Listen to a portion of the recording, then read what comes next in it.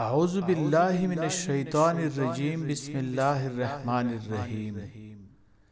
حضرت ابو ہریرہ رضی اللہ تعالی عنہ سے روایت ہے کہ رسول اللہ صلی اللہ علیہ وآلہ وسلم نے ارشاد فرمایا، جس کے پاس گنجائش ہو اور اس کے باوجود وہ قربانی نہ کرے تو وہ ہماری عیدگاہ کے قریب بھی نہ آئے۔ قربانی ہر مسلمان عاقل بالغ مرد و عورت پر واجب ہے، کافر پر نہیں۔ نابالغ اور پاگل پر قربانی واجب نہیں۔ مالدار یعنی صاحب نصاب پر واجب ہے، غریب پر نہیں۔ قربانی مقیم پر واجب ہے، مسافر پر نہیں۔ حضرت علی رضی اللہ تعالی عنہ فرماتے ہیں، مسافر پر قربانی واجب نہیں۔ اسی وجہ سے حجاج کرام پر عید کی قربانی واجب نہیں، بشرطے کہ وہ مسافر ہوں۔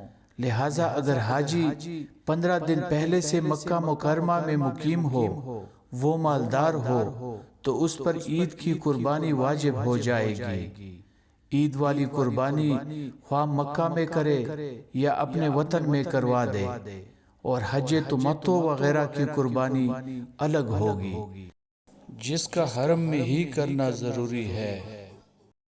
حضرت عائشہ صدیقہ رضی اللہ عنہا سے روایت ہے کہ رسول اللہ صلی اللہ علیہ وآلہ وسلم نے ارشاد فرمایا، ذی الحجہ کی 10ویں تاریخ یعنی عید الاضحیٰ کے دن فرزند آدم کا کوئی عمل اللہ کو قربانی سے زیادہ محبوب نہیں، اور قربانی کا جانور قیامت کے دن اپنے سینگوں، بالوں اور کھروں کے ساتھ زندہ ہو کر آئے گا، اور قربانی کا خون زمین پر گرنے سے پہلے اللہ تعالیٰ کی رضا اور مقبولیت کے مقام پر پہنچ جاتا ہے۔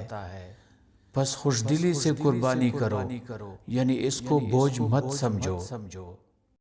حضرت ابو سعید خدری رضی اللہ تعالی عنہ سے روایت ہے کہ حضور صلی اللہ علیہ وآلہ وسلم نے اپنی صاحبزادی سیدہ فاطمہ الزہرا رضی اللہ تعالی عنہا کو قربانی کے وقت فرمایا کہ اے فاطمہ اٹھو، اپنی قربانی کے پاس حاضر ہو جاؤ، کیونکہ اس کے خون کے پہلے قطرے کے گرنے کی وجہ سے تمہارے پچھلے صغیرہ گناہ معاف ہو جائیں گے۔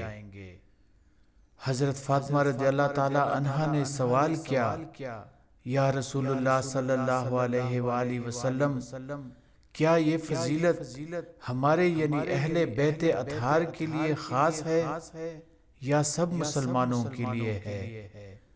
حضور صلی اللہ علیہ وآلہ وسلم نے فرمایا کہ یہ فضیلت تمام مسلمانوں کے لیے ہے۔